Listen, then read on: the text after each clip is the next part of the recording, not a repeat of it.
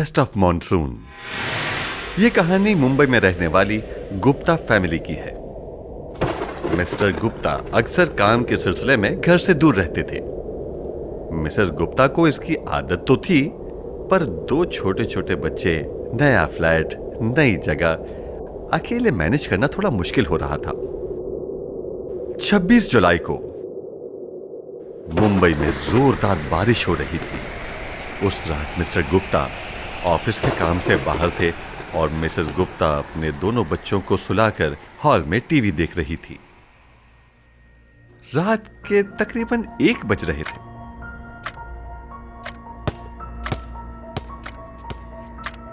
उन्हें लगा कि शुभम रात में उठकर कुछ मस्ती कर रहा है। वो गुस्से में बोली, शुभम, तू सोया नहीं अभी तक?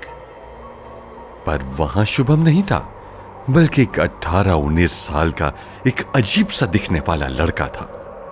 मिसेस गुप्ता थोड़ा डर गईं कि ये लड़का छोटे बच्चों की तरह अजीब अजीब हरकतें क्यों कर रहा है। जैसे ही वो उस लड़के की तरफ आगे बढ़ी, वो लड़का सीधा बच्चों के कमरे में चला गया। वो उसके पीछे पीछे अंदर गई और उसे बहुत ढूंढा, मगर वो कहीं नहीं मिला। फिर जैसे ही उन्होंने बच्चों की कपड़े की अलमारी खोली, वो लड़का वहीं पर था। मिसेस गुप्ता ने तुरंत अपने हस्बैंड को फोन किया, लेकिन फोन में नेटवर्क नहीं था और कोई दरवाजे को जोर जोर से खटखटाने लगा। मिसेस गुप्ता ने हिम्मत करके जैसे ही दरवाजा खोला, वैसे ही एक बूढ़ी सी औरत हाथ में फावड़ा लिए बच्चों के कमरे की तरफ बढ़ी। मिसेस गुप्ता भी उसके पीछे पीछे अंदर भागी। रुक जाओ, कौन हो तुम? क्या चाहिए तुम्हें? रुक जाओ। उस औरत के अंदर घुसते ही दरवाजा बेहद जोर से बंद हुआ। मिसेस गुप्ता ने जैसे ही दरवाजा खोला, उन्होंने देखा कि बालकनी में वो लड़की उसी लड़के के साथ रेलिंग पर खड़ी है। उस औरत ने मिसेस गुप्ता को मुड़कर देखा और लड़के को लेकर नीचे कूद गई। मिसेस गुप्ता को कुछ समझ में नहीं आ रहा था। उन्होंने तुरंत अपने दोनों बच्चों को वहां से उठाया, गाड़ी की चाबी ली और अपने एक फैमिली फ्रेंड के घर चली गई। पता करने पर मालूम हुआ कि उस बिल्डिंग कंस्ट्रक्शन के समय 26 जुलाई सन 2005 को एक औरत और उसका मानसिक रूप से बीमार एक लड़का 25वें माले से नीचे गिरकर मर गए थे।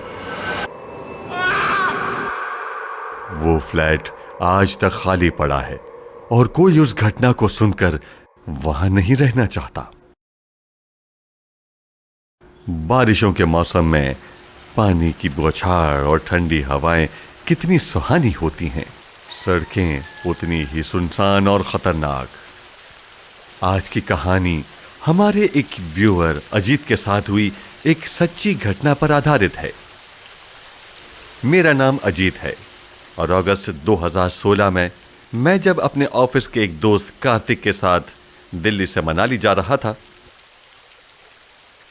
हम दोनों को पहाड़ों पर घूमने का बहुत शौक था, पर बारिश के मौसम में रोड ट्रिप का एक अलग ही एक्सपीरियंस होता है।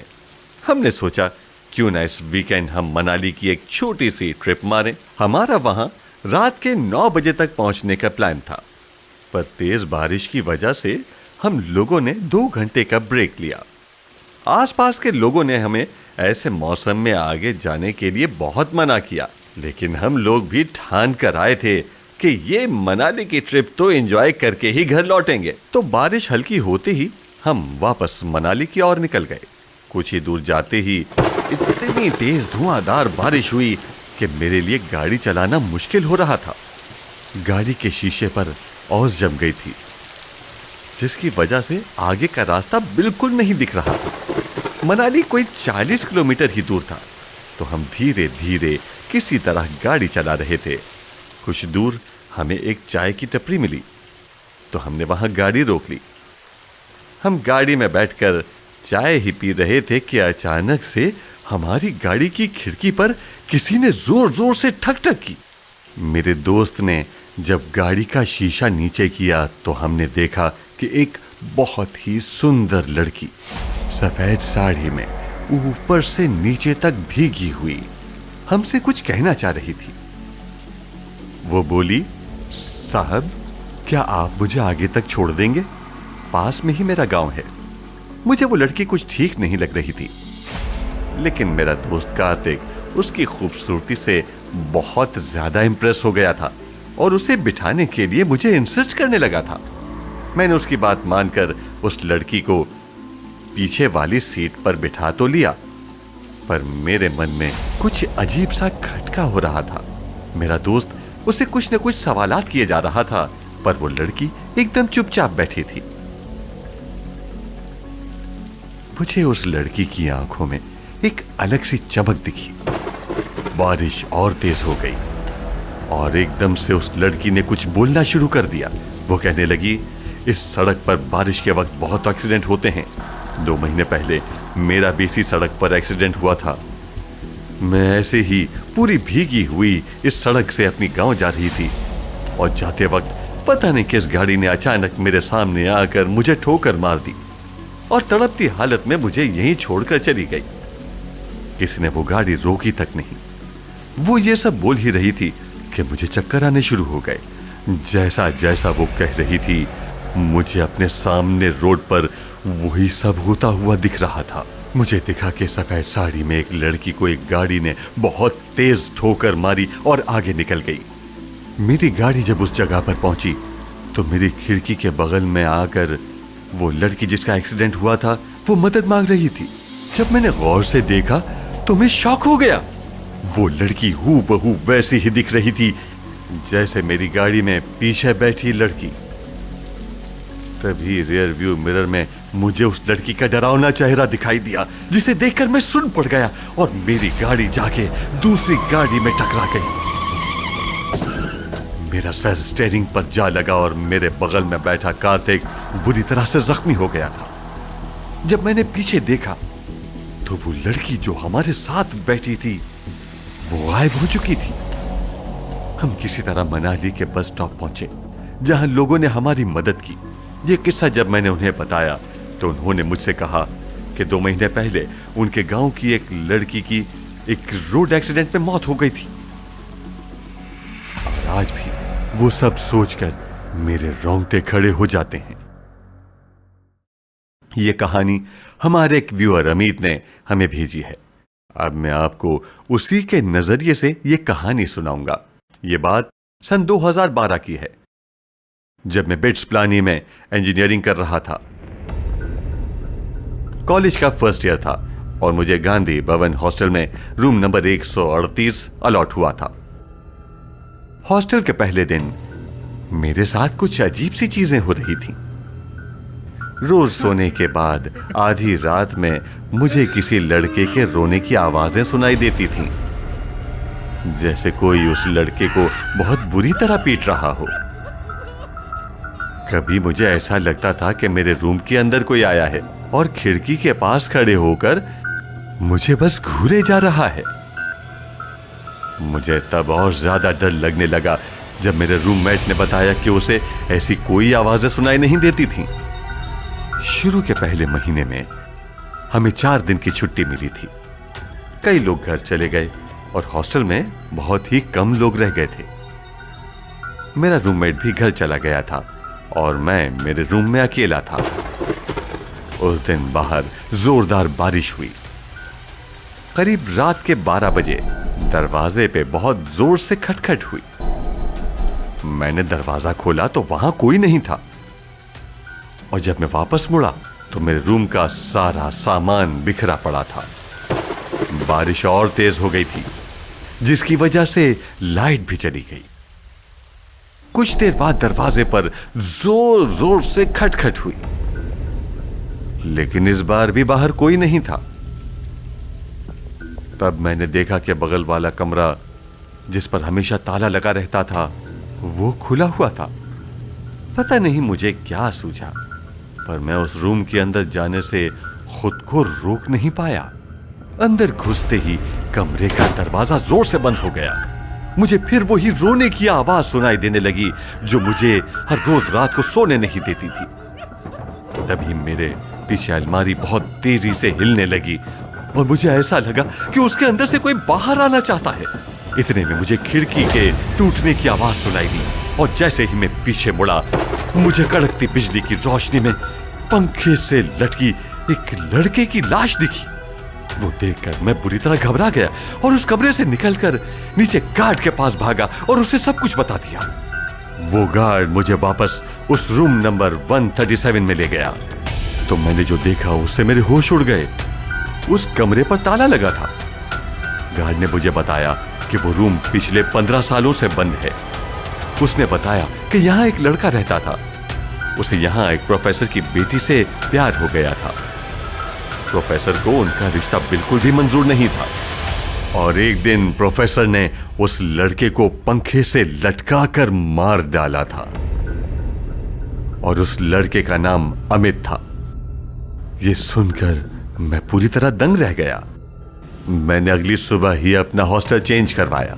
उस रात के बाद मेरे साथ ऐसा किस्सा फिर कभी नहीं हुआ, लेकिन फिर भी मेरे अंदर उस हॉस्टल के सामने से गुजरने की हिम्मत फिर कभी नहीं हुई। तभी एक न्यूली मैरिड कपल स्नेहा और प्रेम अपनी वीकेंड आउटिंग के लिए लोनावला जा रहे थे। रास्ते में बहुत तेज बारिश शुरू हो गई और उनकी कार एक गड्ढे में जा फंसी। दोनों ने कार से निकलकर देखा कि इंजन में कुछ कचरा फंस गया है। उन्होंने बहुत कोशिश की मगर वो गाड़ी स्टार्ट नहीं कर पा रहे थे। हाईवे के किनारे पर एक पुराना सा कॉटेज था। बहुत रात हो चुकी थी और बारिश थी कि रुकने का नाम ही नहीं ले रही थी। तो उन्होंने सोचा कि वो दोनों आज रात उस कॉटेज में रुक जाएंगे और सुबह गाड़ी ठीक करवाने के बाद आराम से लोनावला चले जाएंगे। बारिश की वजह से उन दोनों के शरीर पर काफी कीचड़ लग गई थी। जैसे ही उन्हें रूम मिला तो उन्होंने देखा कि ना ही शावर और ना ही बाथरूम का नल काम कर रहे हैं। उन्होंने रिसेप्शन पर कई बार फोन लगाया मगर किसी ने फोन नहीं उठाया। प्रेम बहुत गुस्से में नीचे गया। उसने देखा कि रिसेप्शनिस्ट एयरफोन लगाकर कुछ देख रहा था। प्रेम ने उसके हाथ से फोन छीना और चिल्लाया। वो उस पर चिल्ला ही रहा था कि अचानक उसकी वाइफ स्नेहा को शावर से पानी गिरने की आवाज आई। उसने देखा कि पानी आने लगा था। उसे लगा कि प्रॉब्लम सॉल्व हो गई और वो दरवाजा बंद करके नहाने के लिए चली गई। कुछ देर बाद उसे रूम का दरवाजा खुलने की आवाज आई। उसे लगा कि प्रेम वापस आ गया है। जब उसके बाथरूम के दरवाजे पर ठक ठक हुई, उसे लगा कि प्रेम उसके बाथरूम के दरवाजे को खटखटा रहा है। उसने कहा कि वो अंदर है और जल्दी से नहा कर आ रही है, लेकिन दरवाजे की ठक ठक और ज्यादा तेज हो गई। स्नेहा को लगा कि शायद उसकी आवाज बाहर तक जा नहीं रही है, तो उसने शावर बंद करने की कोशिश की, लेकिन वो शावर बंद नहीं हो रहा था। अचानक उसमें से काले रंग का पानी गिरने लगा। स्नेहा ने फौरन अपना टॉवल पहन लिया। बाथरूम में गर्म पानी की भाप की वजह से सब कुछ धुंधला हो गया था। स्नेहा ने जब अपना पर्दा हटाकर देखा तो उसने देखा कि बाथरूम का दरवाजा खुला पड़ा है। उसे कुछ अजीब सा लगा। वो दरवाजा बंद करने के लिए जैसे ही आगे बढ़ी, वैसे ही उसे लगा जैसे किसी ने पीछे से उसे पकड़ लिया है। बाथरूम की लाइट्स भी अचानक जलने बुझने लगीं। स्नेहा ने घबराते हुए जब पीछे मुड़कर देखा तो वो सुन पड़ गई। उसने देखा कि शावर से निकलता हुआ काला पानी एक बहुत बड़ी काली परछाई में बदल गया है। स्नेहा डर के मारे बहुत जोर से चीखी। उसकी चीख सुनते ही प्रेम भागा भागा वहां आया। उसने देखा कि बाथरूम का दरवाजा खुला हुआ है और स्नेहा टॉवल लपेटे नीचे फर्श पर बेहोश पड़ी है। प्रेम ने जब पर्दा हटाकर देखा तो वहां कोई नहीं था, लेकिन बाथटब के एक कोने में एक चाकू पड़ा था। उसे देखकर प्रेम पूरी तरह सहम गया। उसने उस चाकू को उठाया और वो चाकू अपने हाथ में लिए जैसे ही मुड़ा, तभी शीशे में उसे अपना एक भयानक चेहरा दिखा, जिसे देखकर उसके हाथ से चाकू नीचे गिर गया। उसने वापस शीशे में देखा तो वहां कुछ नहीं था। उसने जल्दी से स्नेहा को कपड़े पहनाकर बेड पर लिटाया। जब स्नेहा को होश आया तो उसने पूरा किस्सा प्रेम को सुनाया। वो दोनों उसी रात एक कार बुलवाकर वापस अपने घर आ गए। उन्हें आज तक समझ नहीं आया कि उनके साथ क्या हुआ था। क्या उस कॉटेज में कोई मर्डरर या रैपिस्ट था, या कोई भूत था जो उन्हें सता रहा था।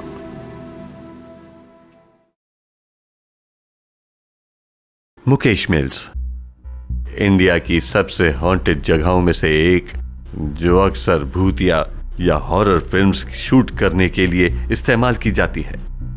मगर हकीकत में उस जगह पर कई ऐसे किस्से हुए हैं कि बॉलीवुड के बड़े बड़े डायरेक्टर और एक्टर्स उस जगह पर अपनी मूवीज शूट करने से बहुत डरने लगे हैं। कई सालों पहले यहां पर कॉटन और वूल के कपड़े बनते थे, लेकिन सन 1982 में एक ऐसी आग लगी जिसमें सब कुछ जलकर राख हो गया। आज तक कोई नहीं जान सका कि वह आग कैसे लगी, लेकिन तब से यह जगह वीरान पड़ी है और उसके आसपास कोई नहीं जाता। एक बार की बात है कि मुकेश मिल्स में एक हिंदी हॉरर फिल्म की शूटिंग चल रही थी। फिल्म की हीरोइन ग्रीन रूम में अकेले अपने डायलॉग्स रिहर्स कर रही थी। तभी उसकी नजर बहुत ही खूबसूरत झुमकों पर पड़ी जो जमीन पर नीचे गिरे हुए थे। उसने वो झुमके उठाए और शीशे के सामने अपने कान पे लगाकर वो झुमकों को देखने लगी। तभी उसकी असिस्टेंट प्रिया ग्रीन रूम में आ गई। प्रिया ने जैसे ही शीशे में देखा तो वो एकदम से बहुत ज्यादा घबरा गई, क्योंकि शीशे में उसे इस हीरोइन की जगह एक जली हुई दुल्हन नजर आई जिसने वो झुमके पहन रखे थे। प्रिया डर के मारे चिल्लाई तो उस हीरोइन के हाथ से वो झुमके नीचे गिर गए। अब प्रिया को उस शीशे में वो औरत नहीं दिख रही थी और सब नॉर्मल था। प्रिया को लगा कि ये शायद उसका वहम होगा। उसने हीरोइन से माफी मांगी और उसे बताया कि शॉट रेडी है और डायरेक्टर उसे शॉट के लिए बुला रहा है। कुछ देर बाद जब वो हीरोइन अपना शॉट दे रही थी तो अचानक से उस फिल्म के सेट पर लाइट्स जलने बुझने लगी। थोड़ी ही देर के बाद एक बड़ा सा धमाका हुआ और वहां की सारी लाइट्स ऑफ हो गईं। प्रोडक्शन असिस्टेंट श्याम अपने एक साथी को लेकर फ्यूज चेक करने के लिए बाहर निकला। बाहर बहुत तेज बारिश हो रही थी, बिजली कड़क रही थी और बादल जोर जोर से गरज रहे थे। जब श्याम और उसका साथी मुकेश मिल्स की लॉबी की तरफ गए तो उन्हें अंधेरे में एक आदमी दिखा जो बारिश में खड़ा सिगरेट पी रहा था। अंधेरे की वजह से उसका चेहरा ठीक से नहीं दिख रहा था। श्याम ने बिजली के फ्यूज के बारे में उस आदमी से पूछा तो उसने कोई जवाब नहीं दिया। श्याम को वो आदमी बहुत अजीब सा लग रहा था, लेकिन कुछ ही देर बाद उस आदमी ने अपने हाथ से मिल्स के कोने की तरफ इशारा किया। वो दोनों उस तरफ जाने लगे, लेकिन श्याम बार बार उस आदमी को पीछे मुड़ मुड़ कर देख रहा था। तभी अचानक से बिजली कड़की और श्याम को उस आदमी की शक्ल दिखी जिसे देखकर वो सुन्न हो गया। उस आदमी का चेहरा बेहद डरावना था और वो घूर घूर कर श्याम को देखे जा रहा था। इतने में श्याम के साथी ने फ्यूज ठीक कर दिया और लाइट वापस आ गई, लेकिन लाइट वापस आते ही वो आदमी गायब हो गया। श्याम ने किसी को कुछ नहीं बताया, वापस डरा डरा सेट की तरफ चला गया। लाइट वापस आ गई और शूटिंग फिर से शुरू हो गई, लेकिन अब उस हीरोइन के मुंह से डायलॉग नहीं निकल रहे थे। ऐसा लग रहा था कि वो बोलना चाह रही है, लेकिन किसी ने उसका मुंह ही बंद कर दिया हो। तभी उसका जिस्म भी अकड़ने लगा और अचानक से उसे चक्कर आए और वो वहीं बेहोश होकर गिर गई। डायरेक्टर ने एक शॉर्ट ब्रेक अनाउंस किया और हीरोइन की असिस्टेंट प्रिया उसे ग्रीन रूम में ले गई। प्रिया ने उसे ग्रीन रूम में लिटाया और उसके लिए जूस लेने बाहर जाने लगी। तभी उसे टेबल पर पड़े हुए झुमके दिखे जो उस हीरोइन ने पहले पहने थे। उसने वो झुमके लिए और बाहर जाते हुए उन्हें डस्टबिन में फेंक दिया। उसे लगा कि हो न हो उन झुमकों की वजह से ही शायद सब कुछ बिगड़ रहा है। श्याम, जिसने उस सिगरेट पीते हुए आदमी को देखा था, वो डरा डरा मुकेश मिल्स में इधर उधर घूम रहा था। उसे बार बार ऐसा लग रहा था कि कोई छोटी सी बच्ची उस भयानक बिल्डिंग में कैद है और वो रो रही है। धीरे धीरे वो आवाज और तेज होती गई और उसके कानों में गूंजने लगी। उधर हीरोइन की असिस्टेंट प्रिया जब जूस लेकर ग्रीन रूम पहुंची तो उसने देखा, उसे देखकर वो चौंक उठी। उसने देखा कि वो हीरोइन शीशे के सामने वही झुमके पहने बैठी है जिसे उसने अभी फेंका था। उस हीरोइन की आंखें लाल सुर्ख हो चुकी थीं। उसने अपने हाथ में स्क्रिप्ट ले रखा था और वो पागलों की तरह कुछ भी बड़बड़ाई जा रही थी। अचानक उसने सारे पेपर्स फाड़ दिए और उन्हें खाने लगी। ये सब देखकर प्रिया कांप उठी और जल्दी से रूम से निकल भागी। उसने जाकर डायरेक्टर को पूरी बात बताई और सब लोग मिलकर उस ग्रीन रूम में पहुंचे, पर वहां सब कुछ नॉर्मल था। वो हीरोइन वहीं पर बैठी हुई अपना स्क्रिप्ट पढ़ रही थी। प्रिया कुछ समझ नहीं पा रही थी। उस एक्ट्रेस ने डायरेक्टर से कहा कि क्या वो आज की शूट कैंसिल कर सकते हैं। डायरेक्टर फौरन मान गया। उसने अपने क्रू को पैकअप करने के लिए कह दिया। हीरोइन, बाकी एक्टर्स और डायरेक्टर सब लोग अपनी अपनी गाड़ियों में बैठकर वहां से निकल गए, लेकिन उसकी असिस्टेंट अब भी ग्रीन रूम में ही थी। उस हीरोइन का सामान पैक कर रही थी कि उसे वो झुमके फिर से दिखे। उसने जैसे ही वो झुमके अपने हाथ में लिए, उसे वो औरत फिर से शीशे में दिखाई देने लगी। वो मुड़ी तो वहां कोई नहीं था। उसने झुमके वहीं छोड़ दिए और वहां से जल्दी से निकल गई। वहां से निकलते ही उस हीरोइन की तबीयत एकदम ठीक हो गई, लेकिन वो प्रोडक्शन का लड़का पूरी तरह से पागल हो गया और कुछ ही दिनों में उसकी तबीयत इतनी खराब हो गई कि उसने उस मिल में जाकर अपने आप को जला डाला। वो जली हुई झुमके वाली औरत, या वो रोती हुई बच्ची की गूंज, या वो सिगरेट पीता डरावना आदमी, ये सब कई बार कई लोगों ने महसूस किया। कहते हैं कि एक बार मुकेश मिल्स में नाइट ड्यूटी करते हुए एक गार्ड ने उस मिल्स में म्यूजिक बजने की आवाज सुनी। ये बहुत अजीब था क्योंकि उस दिन कोई शूटिंग नहीं हो रही थी और ना ही मिल्स के अंदर कोई इवेंट था। उस रात उस गार्ड ने अंदर जाकर देखा तो उसे काली परछाई दिखी। वो उसे देखकर इतना डर गया कि उसने वो नौकरी ही छोड़ दी। और तो और वहां एक बार 10 साल की लड़की शूटिंग करते हुए अचानक से बहुत अजीब तरीके से बिहेव करने लगी।